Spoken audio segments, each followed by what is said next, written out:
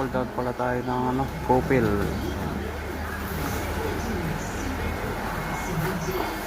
Yan, babaklasin natin to. Yung ano, nakalas na namin to. Kakalasin ko rin tong pinaka housing nya.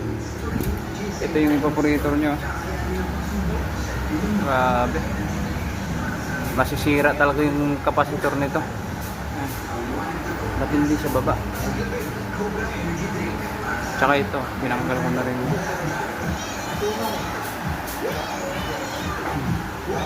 Si Madrid, oh, Palautog. Yan, kinalas namin itong pinaka-housing. Grabe ka dumi. Yan. Sobrang dumi ng housing nya. Basta si Madrid, kalas talaga lahat. Yan, Palautog si Madrid, oh. Malinis na. Yan. Pati yung pinakalikod ng evaporator nya. Yung blower. Yung styro nya. Ito yung control saka yung pack motor. Ito na yun, binabalik ko na to ano.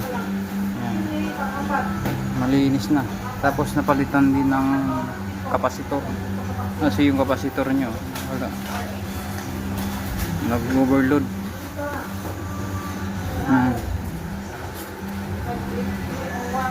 Kalas lahat yan.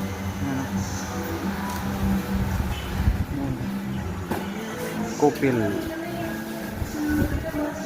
Tapos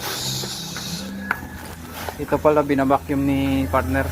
Ayun o, nalauto ka na. Okay na. Oo. Yan. Yan si Madrid, palauto. Ayan.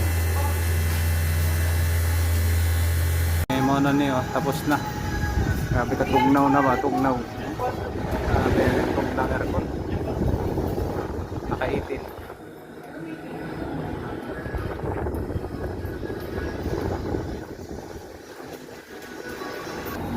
Dari na ang karga.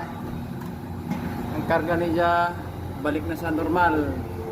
150. Dati nasa 180, mataas. Nag high pressure yung ano, sa sobrang dumi. Okay na, 10.